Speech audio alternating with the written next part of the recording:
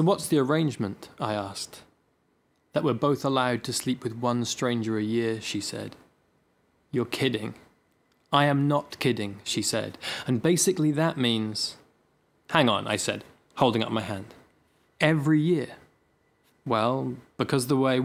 What if you're together for like 30 years, I said. That's 2 football teams and all the coaching staff. When I think of a decent joke, I just have to make it. Marie was silent. We could hear Michael Bonner in the next room making a strong case for something. Ignore me, I said. I'm a terrible listener. So you can sleep with anyone you want to. Well, not exactly, she said. There are rules. It can't be a friend, and it has to happen outside London. Makes sense, I said, because anything that occurs beyond the M25 has no consequence, ethically or emotionally. Thank you. That was Joe Dunthorne reading from his latest novel, The Adulterants, which has just been published in French under the title Les Désaccordés.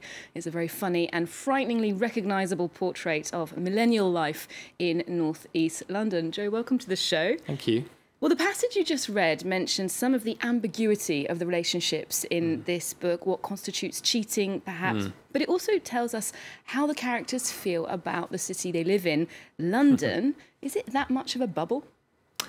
I think it is. I guess all cities are a bubble to an extent, but London has a special relationship, I think, to the rest of Britain, in that the rest of Britain somewhat resents London and Londoners. They think they're pompous, they think they're arrogant, which is maybe true, and lots of Londoners think that nothing happens outside of London. So I think you get a special kind of a bubble.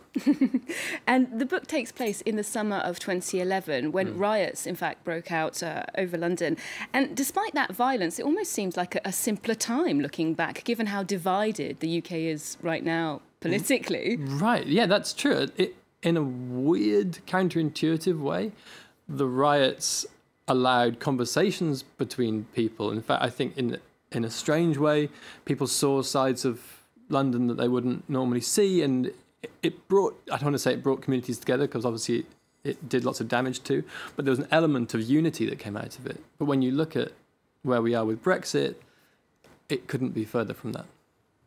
Yeah, and there's a moment in the book where someone is actually moved to tears by a piece of work, an artistic musical performance, and the main character, Ray, is so genuinely shocked by that. I hope that you're not so cynical. What about you? When was the last time you were moved to tears by a piece of art? Actually, I was moved to tears in not too long ago by a book by a Belarusian writer called Svetlana Alexievich about Chernobyl. I mean, I don't imagine anyone would not be moved to tears. It was the saddest imaginable book. But yes, I have a heart occasionally.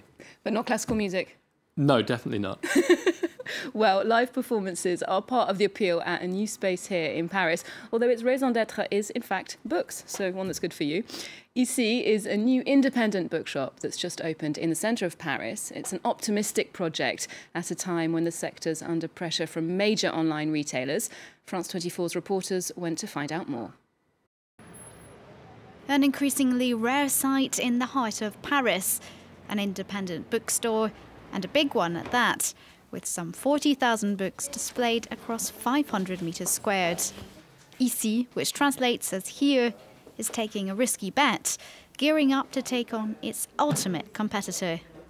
Bookshops can offer things that Amazon can't. You can make new discoveries thanks to recommendation notes or through meeting a bookseller and getting their advice from someone with experience and vast knowledge about books. Also being able to thumb through a book, to consult it, to skim through several books, to linger, read the sleeve, start to read a chapter, that's only possible in a physical place. The founders hope to create a real community around the shop, with conferences, debates and signings set to be a regular feature, like this event with rapper Abdel Malik. There's also a cafe for those who want to settle down for a read, with a cosy atmosphere in contrast to the French capital's more austere bookshops of the past. Our team has really taken a gamble on this aspect. We really want it to be a space that's open to all, pleasant, a bit like a second home that makes readers want to stay. But then it is a gamble. Since the turn of the millennium, 1 in 3 bookshops have closed their doors in Paris, though the French book sector has better resisted online sales than music or video games. It's a market that from one year to the next is relatively stable on the whole. And within this market, booksellers remain the main sales channel in France. Independent bookstores make up around 40% of trade, and digital sales haven't made much of a dent on this, only representing around 3% of the market. So for now, we can say that digital books aren't catching on in France. This stiff resistance is mainly due to the fixing of book prices in France in 1981, limiting discount prices, allowing independent booksellers to keep up with competition and keeping many a book lover happy in their natural habitat. Well, the opening of a bookshop like that might suggest that the publishing industry is actually doing better than some people might think. What do you think? Is it healthy? I think it's doing all right, you know. I've heard that it's slightly turned a corner. I know in London and in the UK that this was the first year in many, many years where there were more bookshops opening than closing. So, yeah, I'm hopeful. Good news for book lovers, yeah. But it's true that buying books could be seen as a bit of a luxury, given how precarious employment situations are right now in the UK specifically for young people. A lot of people are in this extended period of adolescence, living at their parents' homes, and that's tackled a bit in The Adulterants, people struggling with the economic situation. And they're still obsessed with this idea of property. It's still quite aspirational. And I learned from The Adulterants that mortgage, the word mortgage, actually has its etymology in a French word. Can you explain? Yes, it comes from the French words, I'll pronounce them wrong, but mort as death, and is it gage? Gage, pledge, death pledge, which is about as ominous a name for a loan as you can imagine. Yeah, but it's funny when you think of it as like a loan until you die. But yeah, that's the... Is that how your characters see it, as a sinister thing? I think so. I think they think of the whole housing market and the prospect of it as a kind of monster. You know, it's like, it's the big threat in their lives. They're not going to be able to get somewhere to live. You know, they're going to be in debt forever. So I guess within the context of a relatively comfortable life, the thing that scares them most is this mortgage and also just the prospect of never having a home. Yeah, indeed. And I suppose that's demonstrative of how a lot of young people in the UK are thinking right now. Well, the choice of a writing career certainly worked out okay for you, because your first novel, Submarine, was made into a film by Richard Ayoade, which brought it to a very wide audience quite quickly. And I wondered, when you write, do you imagine your characters having these on-screen destinies, a little bit like the protagonist of Submarine, Oliver Tate, who thinks there's a film crew following him around? I certainly I don't imagine the film when I'm writing, but I have a very visual imagination, and I think I'm much more likely to think in images and likenesses than I am in other things. So yeah, I guess it makes sense that I hope anyway that my writing is suited to the screen, in that I tend to focus on visual. Okay, and those characters from your novels, Submarine, Wild Abandon, and now The Adulterants, they all feature, let's say, quirky or difficult male protagonists. I don't want to say unlikable, which some people might say. Some people do say that, yes. So they do often rub people up the wrong way. And there's a wider debate at the moment about what we call toxic masculinity. What do you think about that?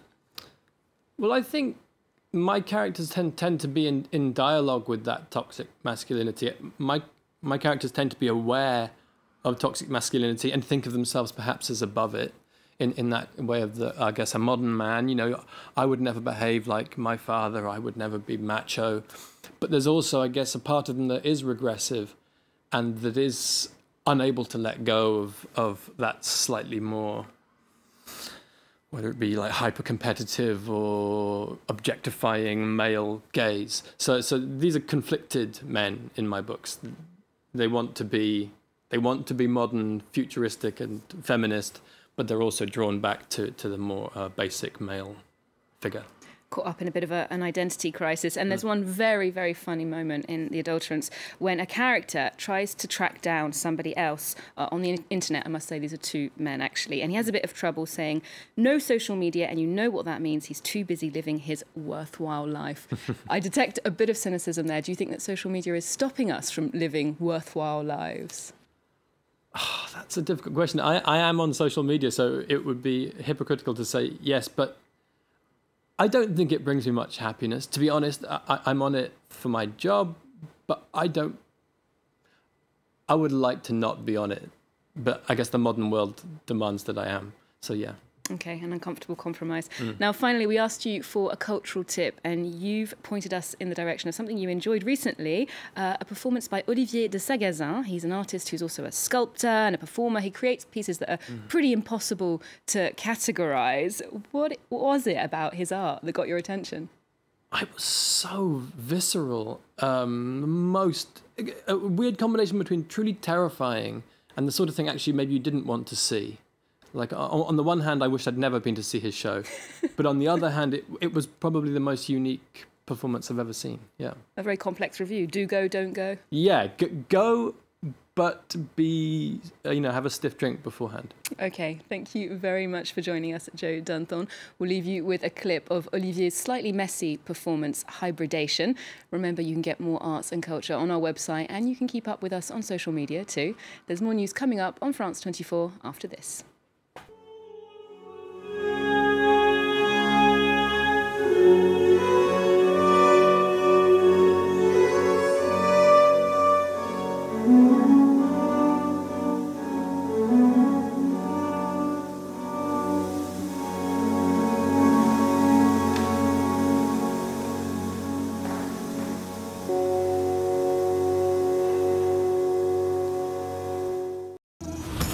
The Nahar al-Bared camp in Lebanon contained over 30,000 Palestinian refugees.